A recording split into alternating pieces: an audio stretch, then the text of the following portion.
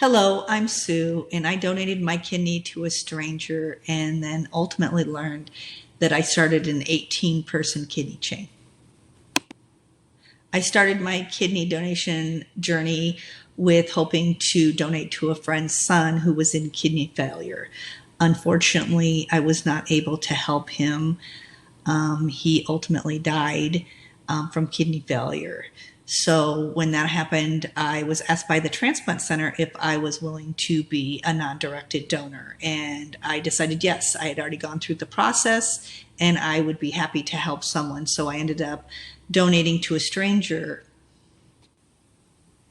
When I learned that Michael, my friend's son, was in kidney failure and being listed for a kidney transplant, I really just wanted to help.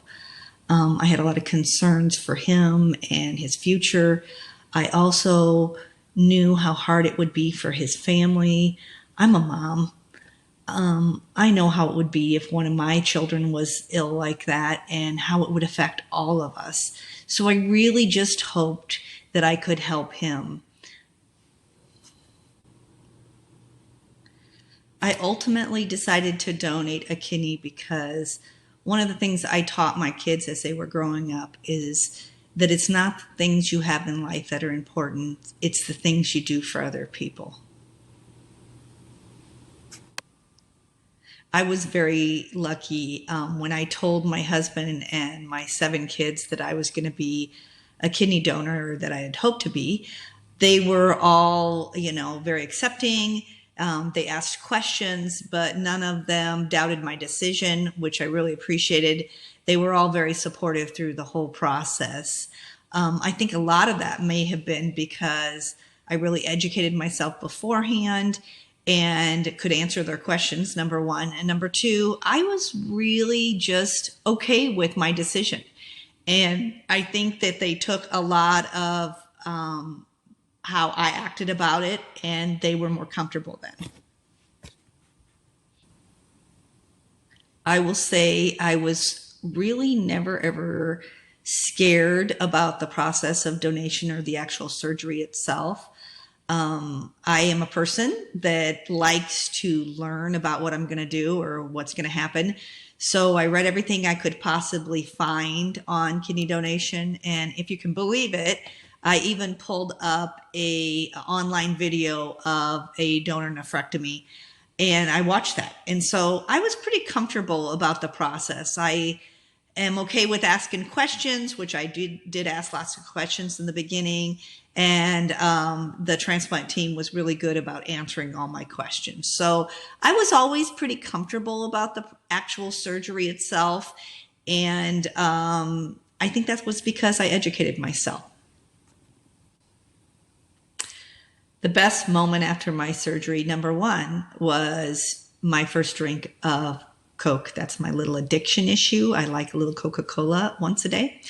But on a serious side, the best moment was just knowing it was over and knowing that hopefully I was told that the person who received my kidney, that the kidney worked right away. So I was really excited about that. One of the things after donating that I didn't expect was how emotional it was. I think probably because there's just such a buildup to the whole process. You've done so many things to get there and then it's finally over. That's number one. But it's also emotional because, I really hoped and had a little bit of worry for the person who got my kidney. And I really hoped that it was doing everything that I hoped for them, that it would make life better for them and that they would feel better.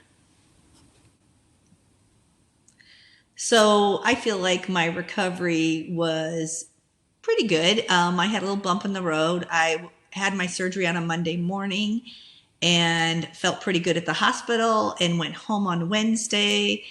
And unfortunately on Thursday night, I started having some vomiting and diarrhea.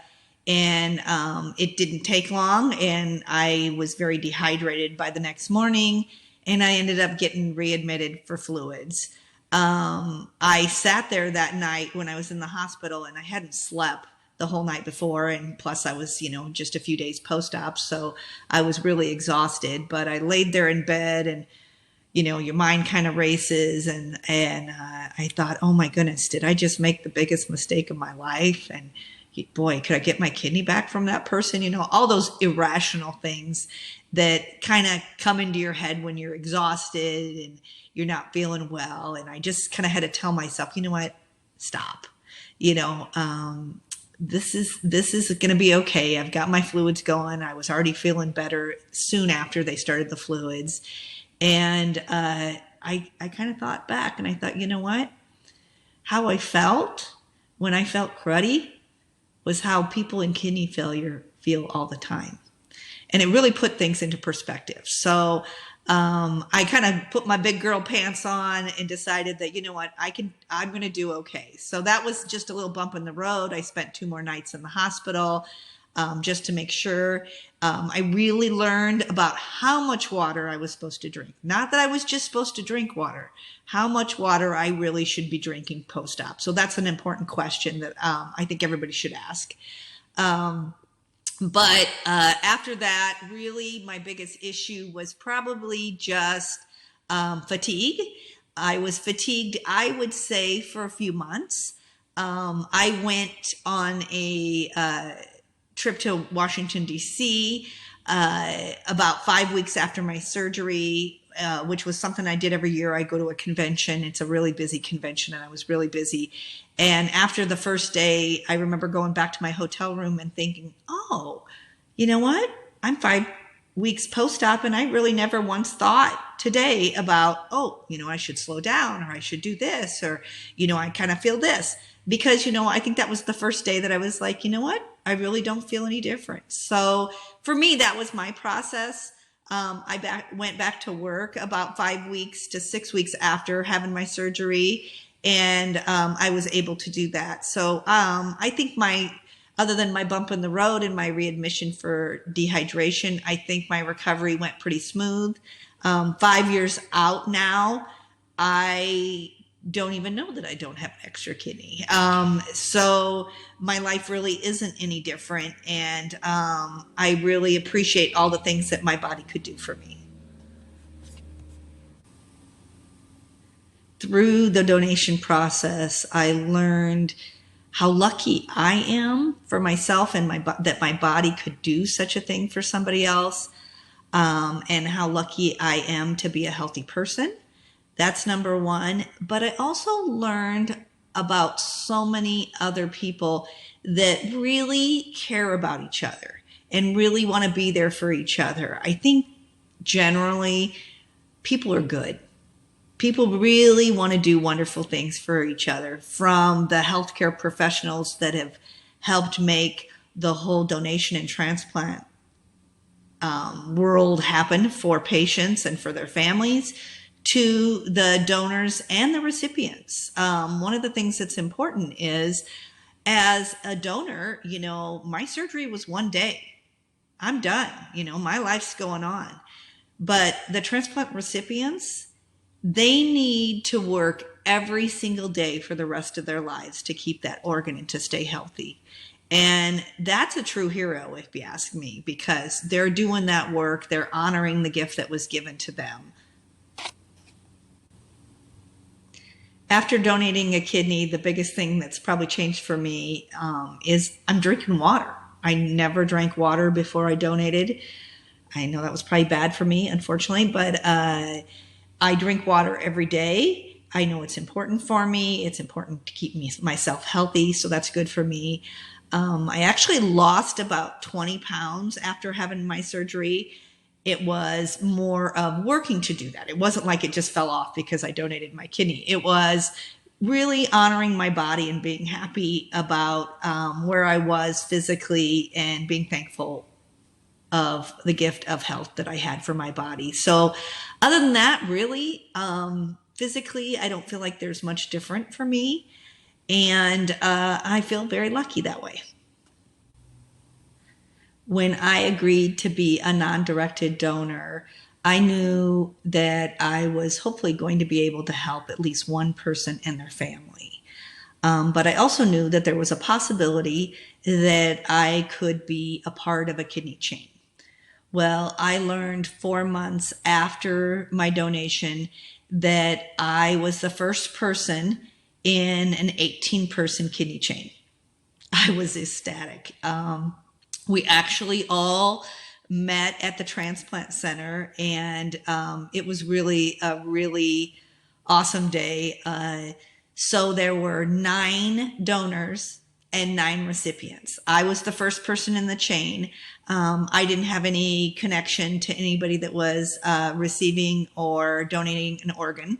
I donated, and 8 of the people that got kidneys actually had someone that was willing to donate to them, a family member or a friend or a neighbor, but they weren't a match. So they were willing to do the paired exchange chain, which then, if you can believe it, made it so that there was an extra person at the end of the chain that didn't have anybody that was able to be a living donor for them. So they were taken off the list. So let me tell you a little bit about my transplant chain. Like I said, I was the first person in the chain, and my recipient was a 71-year-old man. He had a coworker that was willing to donate to him. And it went similar like that down the row, where people or the recipients had a family member or a neighbor or a friend that were willing to donate to them. The last person in our chain was the youngest person, and he was the last recipient that was taken off of the transplant list, and he had nobody that was lined up to be a living donor for him. And he was 5 years old. So our kidney chain spanned recipients that were 71 to 5 years old. And as of 5 years after the kidney chain, all 9 of those recipients are doing well. So that's an awesome thing. Our surgeries were all done in 1 week at the same transplant center. I was the first surgery on Monday morning at 7 o'clock, and they did the last surgery on Friday afternoon. So that transplant team was just working really, really hard. So that was pretty awesome.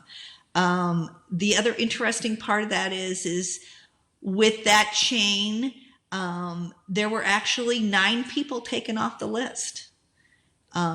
Each of those people that were given a kidney in our chain, they were then not listed for a deceased donor. So that helped people waiting in line for a deceased donor kidney.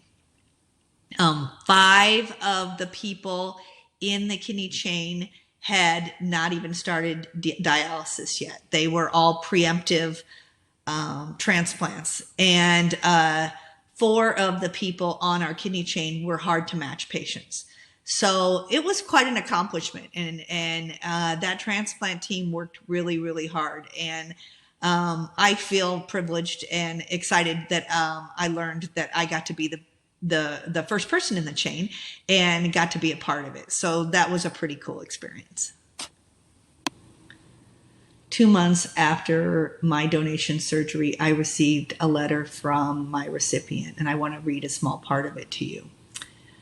The letter said, "Your kidney has made an enormous difference in my life and the life of those around me. Before the transplant, I could see the worry and the pain in the eyes of my wife of 46 years. For me, that was the worst part of the disease.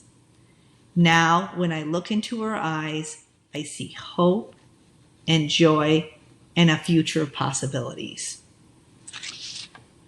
So after reading that, needless to say, I bawled. But that's what it's all about. I really wanted to help him and help his wife and the family and everybody that loved him. The best advice I could give someone else who is thinking about being a living kidney donor is educate yourself. Read everything you possibly can. Look at these stories that are online. Talk to other people that have donated, because that's the best way to learn about what it's like.